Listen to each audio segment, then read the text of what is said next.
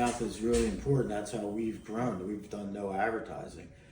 And so that tells you right now, you've done a good job from selling to delivering and getting results. So in the world of education, when you talk about salesmen and how people perceive that. Like look how the schools are selling the kids with, rock wall climbing and fancy dorms and swimming pools and sushi bars. They're selling the kids. If I'm able to, first of all, if I have to sell you, right? If I have to sell you as a parent that education is important, that's a whole other conversation, right? Mm-hmm.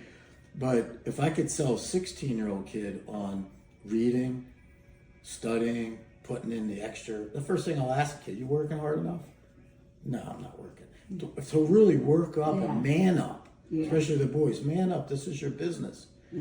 And if you can have that happen, sure, that's a compliment. Then they go through a process, they get results, and then the output or the product then is then sold to the next person. They tell their friends. What did you learn about this business or even sales in the educational world? It wasn't world? really ever a business. It was just, people came to our house ever since I was a little kid, 3-4 years old. I can remember, fancy cars pulling up and successful people delivering their kid. And I'm like, something's up here, this is, and then as you got older, you realized that these people were valued education, just education. It wasn't football, it wasn't sororities. It was, my father's a lawyer, I'm going to become a lawyer, and that was it. And 10, 20 years go by, and you're involved in the business, and I hate calling it a business, but it is a business. Be in Phoenix or California, and I'd look through the yellow pages for tutoring. It didn't exist. Now you look on the internet, you're bombarded with tutoring because it became an industry, and our father was the forerunner of it all. There was no one in the country, and then there was no one in the country that was doing it as a family. So what makes a difference? You could get, just like you can have a tutor, anybody could tutor. What makes the difference in the way you tutor and how you learned? It's a good question. You get asked that all the time. Like, what's point blank? What's the difference in what you do versus Sylvan or Huntington? And well, if you picked up the phone and called, Mr. Sylvan's not answering the phone. Mr. Huntington's not answering the phone. I'm answering the phone. And we've held off, like we've been approached to franchise. And I always said, why would we do that? If I'm going to franchise, I'll get a Rita's Water Ice. I'm not franchising people. The reason we're in the position we're in is because the system's too big. And when you lose control of the students, the system, and it's a systemic disaster, which the schools are kind of close to that today. That's what a franchise would do. The schools can't accommodate everybody's needs. So you either have a parent that recognizes the need and they value education and they find you to fill that gap. I got also told you're a good salesperson, and I was like, are you kidding me? And Dad said to me, that's a good thing. Like, you're passionate. They're buying you. They are. They're buying you, and that's the thing.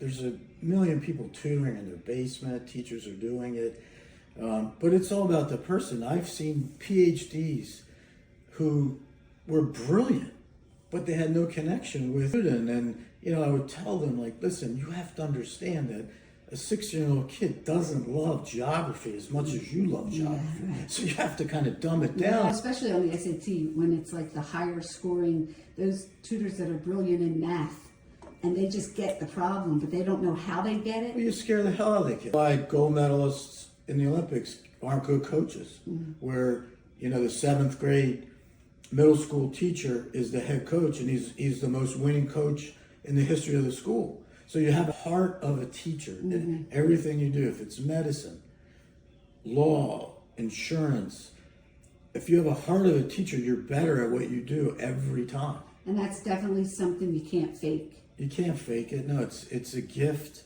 that people have, and then the gift of being able to communicate it to people and help them at the same time. It's not about showing how smart you are. It's building the other person up. And a lot of people don't have that. They want to build themselves up. I think back with Daddy, like the way all his talks he gave, when the people would come of all walks of life, everybody walked away with a particular way that he made them feel. Well, people don't remember what you teach them. They remember how you make them felt. Yeah. And to this day, I'll go out everywhere I go, airports, other parts of the world. I bump into people that we worked with or Daddy worked with. He was the best. He was the best. It wasn't like, well, he taught me these words. He was the best because of how he made them feel. Yeah. And there's people that may watch this that will have stories, and I didn't even know about these stories. And they'll bounce into me and they'll say, I want to tell you something. You just shake your head and it's like, yeah, that sounds about right. Definitely not only made you feel a certain way, which is usually inspired, good about yourself. Most kids walked out believing more in themselves than they did coming in. The parents felt supported, but he gave you an experience. Like College Bound, I remember when we used to do the homework club, and the parents would drop the kids off and they had like a whole social, kids from all different schools, and maybe they would never have been friends, but they're sitting around a table in homework club, right? Parents didn't know where to put the kid. Right. They would come from 3 to 5:30, and it was probably the most memorable part of their day. It was fun. And they're now friends. So Daddy always used to say, have fun with it. Yeah. You know, every time I had a problem or there's a test or the kids are stressed out, have fun with it. I mean, if you have fun with it, it takes the brain in a different direction. How about how many kids you would come home and they were like shellacking something or doing our, what would they be doing? Walkway, concrete. Half the contractors in Marple Newtown were in my father's English class, and then after school they're doing cement work at our house.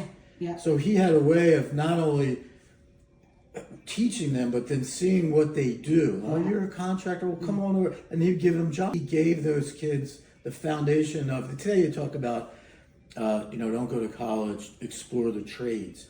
There were so many kids in the office in Broomall in like the 80s. There were tradespeople, restaurant owners, contractors, and to this day, very, very successful. And it wasn't about school. It was about having, what you said, a mentor, saw value in. To Marple and you had a truck and you're a concrete guy, you didn't get any praise. You were looked down upon. Where do we have that today? Where are there really authentic, real, compassionate people that it's not only about the money and you are being mentored? Like I wanted that for my own kids. And it was genuine. And they know that it's genuine because you don't have to do those things. You're doing them because of who you are. And there's no union, there's no department head, there's no bureaucracy that, oh no, you can't do that. Don't say that. You could do whatever you want. College is becoming that today where they'll accept someone who's on the fringe and maybe they'll get a semester out of them and then they're gone. They start the wheel all over again and they're at another school. So you'll see more and more kids that are attending 2 or 3 schools of bad decision making, too many choices, and what we said earlier, picking college for the wrong reason, education first. My experience with young girls, some of them, one wanted to go to Penn State. I can't get in Penn State, can't get in there with that school, I don't have a score. And then that's where I was teaching them kind of the way I went. You don't have to go through the front door. There's a lot of different ways. And I encouraged just through my own example. And now, not only this one girl I'm thinking of, there were many that came thinking, I can't learn. And then just the one-on-one, a little confidence. They've gone on to get their doctorates, their master's degrees. They learned what it was like to be able to be a learner and not just, I can't get in because of this score or this, like everything's against me. They learned that they did have choice because through our relationship, they got confidence, they got practice. It's not a linear, that's what kids think. You're going to go from A to Z like this. It's going to be more of a roller coaster through the peaks and valleys of the ride is where who you become. That's why I tell kids, go to community college. You're complaining about the cost. From the cost of tutoring, right on through the cost of education. Well, I have a girl now who will graduate as a senior with her associate's degree. So she's got 2 years of college done. Now she goes for 2 years, and you've frayed the cost, and you're mature. That's a mature kid. The immature kid won't walk at graduation. Where are you going? Auburn. Where are you going? South Carolina. They won't say community college. Yeah, right. The stigma, and I think that's keeping up with the Joneses. In the end, you lose out. Well, Dad used to always say it's about the sticker on the back of the car. Yeah. You know, and it's not about the sticker. It's about what you can see, right? If you get over caring about what everybody thinks and everybody else's judgment, who they're just as scared and don't know. No, it's about being different. If you're different and confident in being different, you're Yeah. going to go places. No, you don't want to fit in. Yeah. If you fit in, you're like everyone else. But that's what I think is our core, is helping people figure out who they already are. Stop trying to waste energy being something you're not, and work one-on-one and gain the practice, consistent confidence to actually be authentic in that and realize it for yourself. And I think that's been our track record through and through. You see it with college essays. They're stumped. And the question is, tell me something about you. They're stumped. Yeah. And there was a kid in my office yesterday, great kid. He works for a Men's Warehouse. Well, there's your essay. It's right there, right? Just, it's you, it's real. It's right there in front of you. But not a lot of people. How about that? We need the mirror for somebody to show us what's real. I've seen kids use AI to write an essay on tell me something about you. And it's like there's no right or wrong answer. This is right, this is wrong. Daddy used to say he was a writer, right? His whole life writing, published his works. Many of the English teachers never wrote a published article in their life. And they were quick with the red pen and telling kids this is wrong and that's wrong. And he would come home and be like, oh my goodness, like these kids, they were ripping out their spirits. And here Daddy was using his articles that were published as the content for the classwork. And they were all real life stories about growing up in South Philly. Right. And it showed that real people can do real things. And everyone thinks it's magic. It's just putting yourself out there, really. And I think kids with the essay, again, it's putting yourself out there. Sammy, when he wrote his medical school essay, right? He was a ball boy for the Philadelphia Eagles. He put that in one of his essays.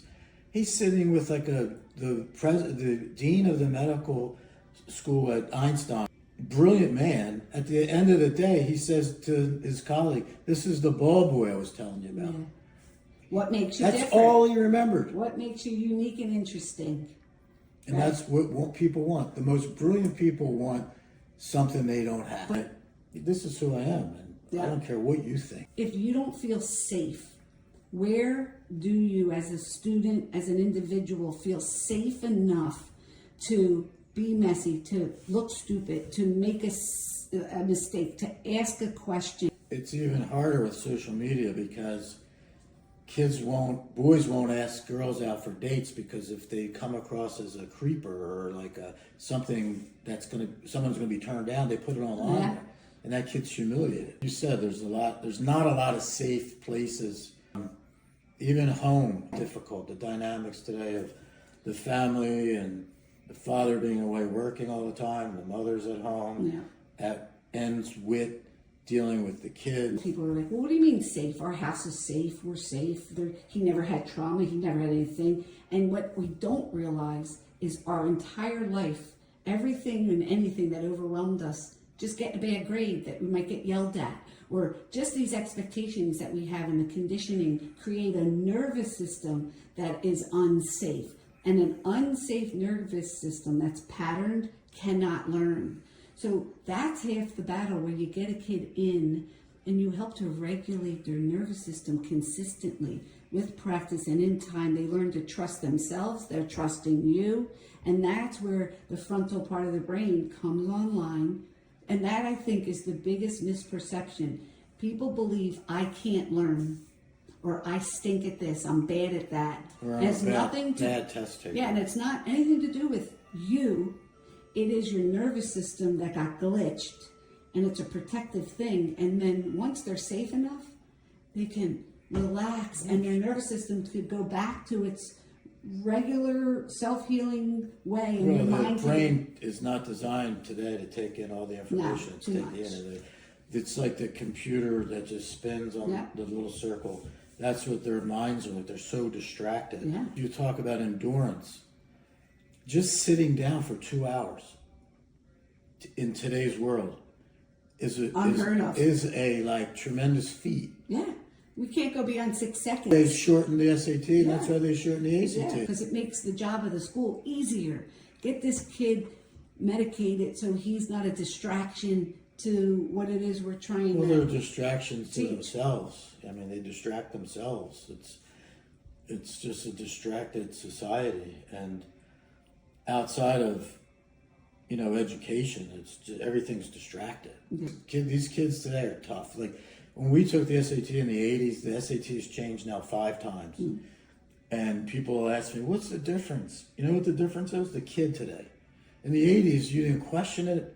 You took it with no preparation. You went in, you took it once, and you moved on, right? There was no option. There was no, complaining. It wasn't like a chore. Today, the kids are a real challenge. Well, I think that the parents are different. Well, we were a little afraid. You were told you got to go somewhere. You show up and you do it. There weren't cell phones and distractions. If somebody needed to find your parent, they got a call from the school nurse or the. Right. It's not like the kid has all this power. Everything's a negotiation. That you're a hostage negotiator. Would you tell him this? Would you tell her that? Please tell her this. She won't listen to me. People know because you'll tell people singularly these stories, and they're like, "Wow!" And it's like, "Hey, listen, everybody's going through this. Yeah. Every household has this dynamic right now. Yeah. It's not just you and your child. It's a template for what's going on in adolescence." Yeah. So when you're more confident, when you're more motivated and inspired, when you're more passionate, that's contagious. But what you put out, you're going to get back. Absolutely. But the key is taking steps to start putting it out. Yeah. And then taking that first step's usually the hardest.